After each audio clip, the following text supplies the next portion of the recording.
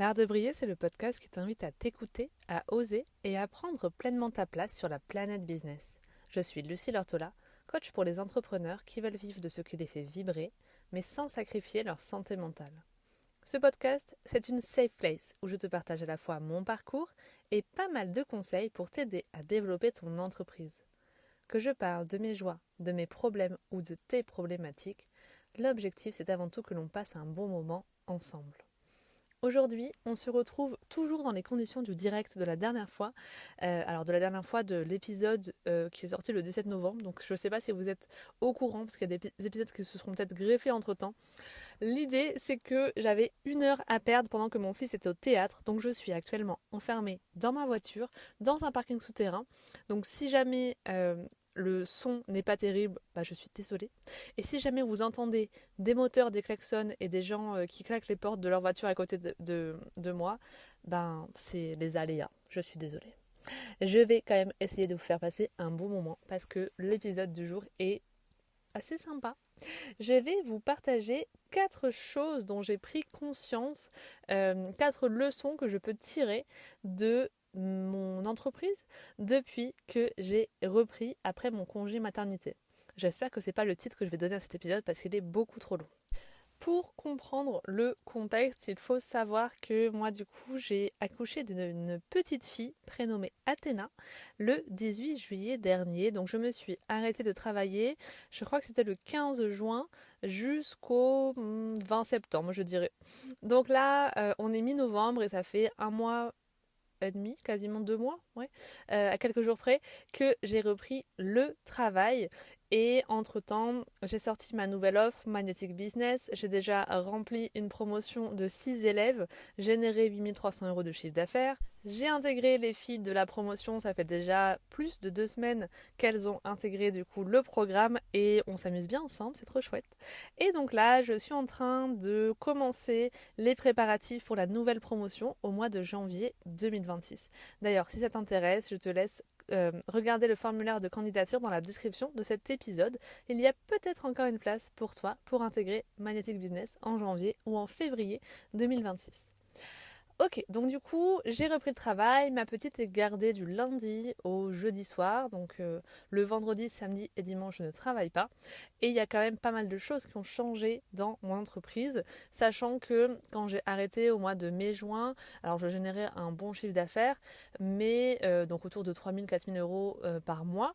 Mais j'avais une offre seulement individuelle où je faisais un accompagnement plutôt pour les entrepreneurs débutantes qui leur permettait de structurer leur business, où c'était vraiment de la clarification, de la structuration avec identification de leur client idéal, les prémices d'une communication qui permet de trouver des clients et comment construire leurs offres, leur rentabilité, etc. Donc là, c'est une offre Magnetic Business un peu plus avancée pour dépasser un palier de chiffre d'affaires, pour incarner pleinement son message et pour reprendre de la joie dans le processus de vente et dans le fait de trouver de nouveaux clients et surtout passer à l'action pour trouver de nouveaux clients et arrêter de juste faire les missions que nos clients nous ont confiées parce que voilà, c'est un peu triste. Bref, du coup, il y a 4 leçons que je voulais vous partager aujourd'hui. La première, c'est que aujourd'hui, je bosse moins, mais mieux, et même beaucoup mieux. J'ai compté, je peux travailler 22 heures par semaine en ce moment. Et ça aurait pu être un problème de travailler du lundi au jeudi. Moi, au début, ça me faisait peur, j'avoue. Mais en fait, j'ai vraiment créé un système qui s'adapte à ma vie. Et c'est pas ma vie qui s'adapte à mes besoins de faire du chiffre, etc. Par exemple, le fait d'avoir un programme en groupe aujourd'hui, ça permet que quand je suis 1 heure ou 2 heures par semaine en visio, j'ai 6 clientes et si je devais caser 6 fois 1 heure, 1 heure 30 de rendez-vous avec mes clientes par semaine, j'aurais beaucoup moins de temps pour le reste, pour communiquer, pour faire leur suivi, etc. Pareil, du coup, le fait de toucher des entrepreneurs plus avancés que les débutantes, je me rends compte que le suivi est beaucoup plus simple parce que c'est des personnes qui n'ont pas beaucoup de temps non plus à consacrer à l'accompagnement, donc elles avancent durant les heures qui sont propices, elles avancent souvent seules de leur côté, et puis elles viennent me faire valider des posts, des idées que je leur ai partagées, mais ça me prend 5 minutes dans ma journée. En fait, je relis leurs posts, je leur donne un ou deux conseils, et elles font pas de baisse de morale, où elles m'envoient 100 messages, elles me demandent pas 150 fois s'il faut modifier telle ou telle phrase ou tel mot. Voilà, alors en soi, c'est pas du tout un problème quand certaines personnes peuvent le faire. Par exemple, moi j'aime bien gérer ça avec mes clientes de fondation parce que moi, le côté mindset, etc., je pense que c'est ce qui me plaît le plus dans ce métier. C'est justement d'accompagner, de leur faire reprendre confiance en elles, de leur faire voir le verre à moitié plein quand il est à moitié vide. Donc ça me portait beaucoup, évidemment. Mais ce que je veux dire, c'est que j'ai moins le temps de le faire du coup parce que si une de mes clientes elle se met à faire ça, à me demander beaucoup plus de validation, beaucoup plus de temps de suivi, ça risque moi m'empêcher de le faire pour d'autres personnes, et donc je ne pourrais pas avoir 6 clientes à la fois ou 10 clientes à la fois sur de l'individuel et avec un suivi vraiment aussi individuel et aussi précis. Donc voilà, tout ça pour vous dire que du coup, j'ai vraiment dans cette offre réfléchi à cette offre en disant je veux qu'elle soit adaptée à ma vie, et donc c'est pour ça que le suivi, même s'il est personnalisé, il n'est pas forcément quotidien. Les filles savent que le vendredi, si je réponds, tant mieux, mais c'est pas obligé que je le fasse. Le fait qu'il y ait une visite toutes les semaines, elles se sentent super suivies, c'est chouette. Mais par contre, c'est le seul moment où je suis en visio dans ma semaine finalement, c'est quand je les accompagne.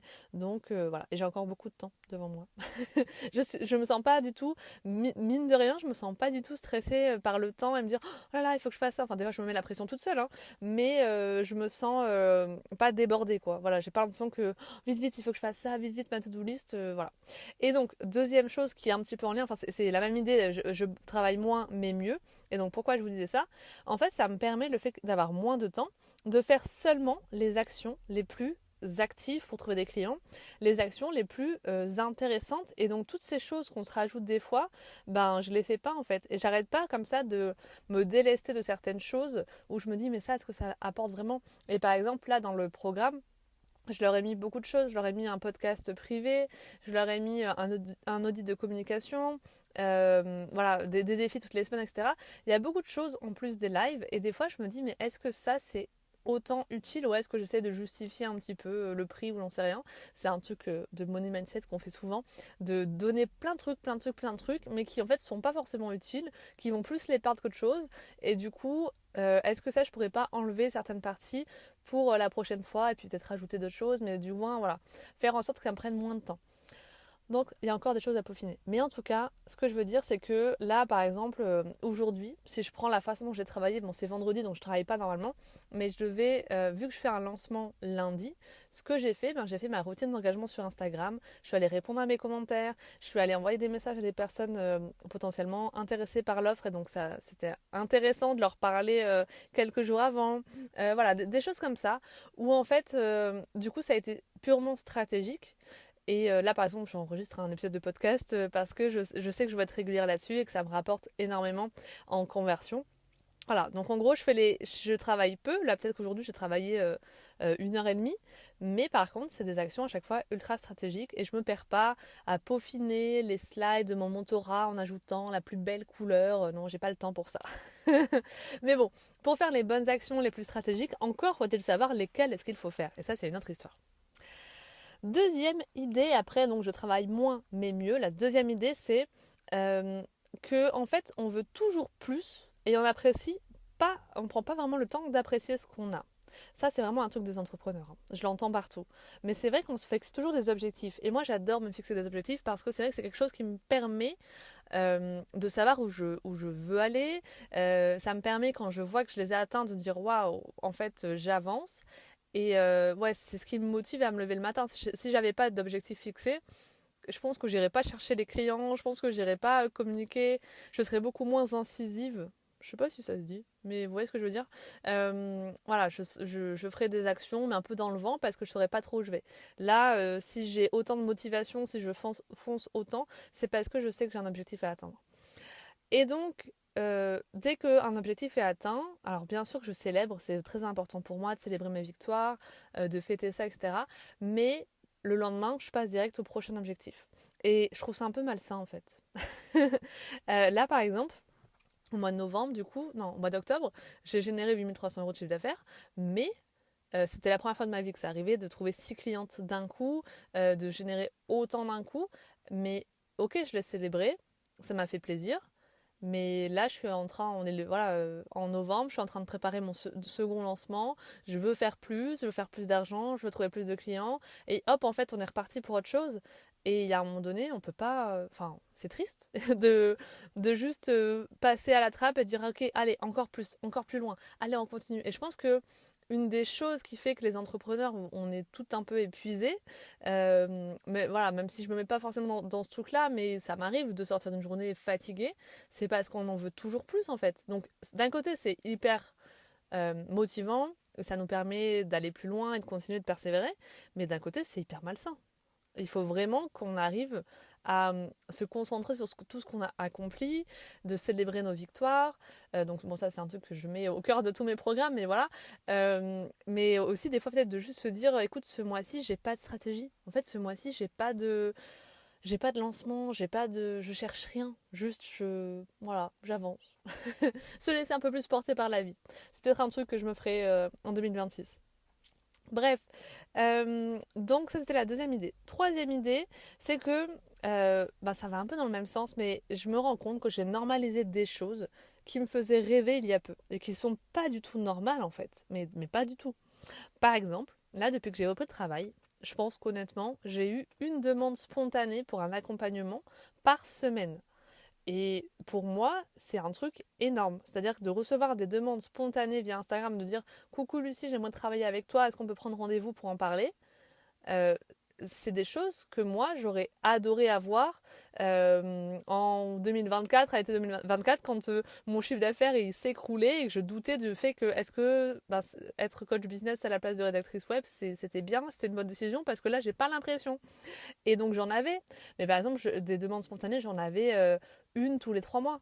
Voilà, donc forcément, il faut quand même bien y aller pour trouver des clients.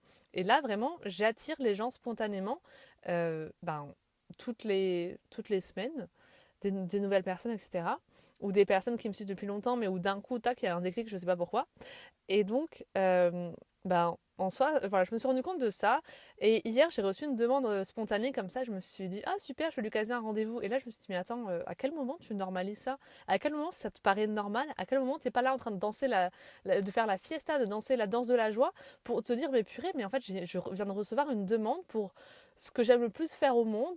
Je suis trop. Pourquoi t'es pas trop contente en fait? Et juste, c'est là en mode, ah, trop bien, ok, nouvelle demande. Allez, rendez-vous, tac, tac, tac, tac, tac. Non, en fait. Donc, voilà, peut-être que vous aussi, il y a des choses que vous avez normalisées et qui, il y a quelques temps derrière, vous auriez fait rêver.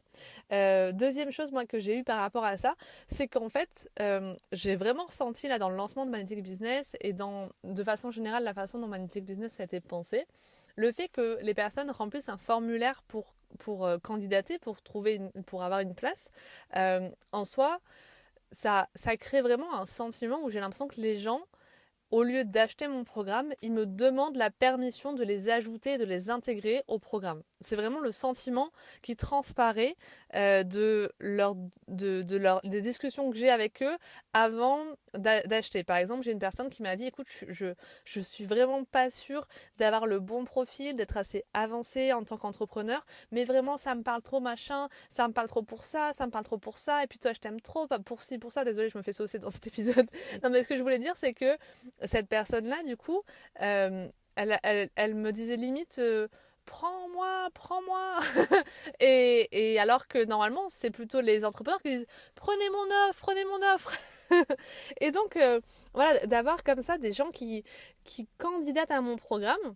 Ça, c'est mon mec qui m'a dit ça. Il m'a dit, tu sais qu'il y a un an en arrière, tu me parlais de tel coach ou telle machine là, et que tu lui as dit, waouh, mais la fille, en fait, elle reçoit des demandes comme si les gens, comment dire, elle sélectionne les gens qui travaillent avec elle.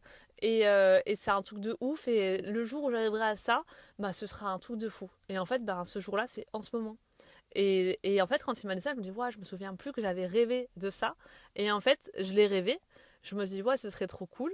Et en même temps, ben, parce que c'est quand même un certain niveau entre trouver des clients et le fait que les clients ils veulent de toi et qu'ils te demandent la permission d'acheter. Enfin, c'est un peu, voilà, c'est un peu comment je le ressens. Et en fait, ben, je me suis même pas rendu compte que ce rêve-là, il avait été atteint, quoi. Donc, ouais. Voilà, c'est pour remettre un peu l'église au centre du village, pour dire que oui, je suis de reconnaissante de cette fin d'année 2025 et donc de ce qui s'est passé depuis la fin de mon congé maternité. Et du coup, quatrième idée, avant que je sois en retard pour aller récupérer mon fils, rien ne va s'arrêter au 31 décembre de cette année. Et je vois dans mes clientes, dans les gens à qui je parle, en appel de vente ou peu importe, beaucoup de pression sur l'idée de bien finir l'année, de vendre avant la fin de l'année. Et en fait, il y a un truc, c'est que en fin d'année, on a tous une espèce de baisse d'énergie, les journées sont plus courtes. Entre novembre et décembre, il fait froid, il fait moche, le moral n'est pas toujours au rendez-vous. Et vraiment, il y a cette énergie de fin d'année qui est plus vers le bas et vers le fait de en soirée Netflix, raclette et c'est bon, laisse-moi tranquille en fait. Et nous, on est quand même là à vouloir mettre plein d'objectifs, être ambitieuse, accomplir plein de choses. Et en fait, ben on se tire un peu une balle dans le pied parce que notre énergie, elle est plus au rendez-vous et c'est ok. Donc, arrêtons de se mettre cette pression pour finir bien l'année. Et il y a une de mes clientes notamment qui m'a dit, voilà, moi, mon objectif, j'aimerais faire 3 ventes, je serais déçue si je le fais pas d'ici le 31 décembre. Et je lui dis, ok, mais imaginons, si tu fais pas ces 3 ventes d'ici le mois de la fin décembre, est-ce que tu trouverais que son année 2025, elle a été complètement foirée? Elle me dit non. Donc du coup, pourquoi est-ce que tu tiens absolument à ces 3 ventes? Elles feront pas la différence en fait. Dans l'idée que tu avais de ton année 2025, elles feront pas la différence. Donc certes, c'est bien d'avoir plus de chiffre d'affaires, c'est bien d'atteindre ses objectifs financiers, mais peut-être que si tu prends soin de toi en novembre et décembre, que tu acceptes de lâcher un peu la pédale d'accélérateur, que tu acceptes de faire des siestes, que tu acceptes de prendre plus de temps pour toi et d'avoir des journées de travail plus courtes par exemple, et de moins vendre, peut-être que ça te permettra ça de te ressourcer, de recharger tes batteries pour tout dégommer dans tes objectifs en 2026 et que dès janvier 2026 par exemple, tu fracasse tes résultats et que tu dises ouais vraiment cette année il y a un truc différent, c'est encore mieux que l'année 2025 et c'est tout ce que je te souhaite. Mais du coup rien ne va s'arrêter à la fin de cette année, donc arrête de te mettre la pression. Et par contre, s'il n'y a pas de chronomètre à la fin de ton année 2025, pardon, il y a un chronomètre à la fin de ta vie. Donc attention à ne pas passer à côté des choses très importantes pour toi. Voilà, la vie c'est maintenant. Donc moi je trouve que c'est fou là entre septembre et le mois de décembre, enfin le mois de novembre, ça y est, dans un mois c'est Noël. C'est passé tellement vite. Je vois ma fille grandir de jour en jour et je veux pas me dire en fait, ah mince, j'étais sur mon téléphone avec mon business alors que au moment où elle était en train de grandir et de vivre toute son enfance en fait. À la base on fait ça aussi pour eux et pour nos proches, notre famille, notre couple, nos enfants, peu importe. Donc si on a choisi d'être entrepreneur, c'est pour cette liberté-là et pour nourrir cette vie de famille-là et cette vie personnelle-là. Donc faut pas qu'on s'oublie en route en fait. Voilà ce que je pouvais te dire aujourd'hui sur les différentes idées, les différentes réflexions et leçons que j'ai tirées de ces dernières semaines. Ça remplacera un petit peu mon bilan d'octobre que j'avais pas fait. Je vous souhaite une très belle journée, soirée, peu importe, et je vous dis à bientôt dans un nouvel épisode de l'Art de briller.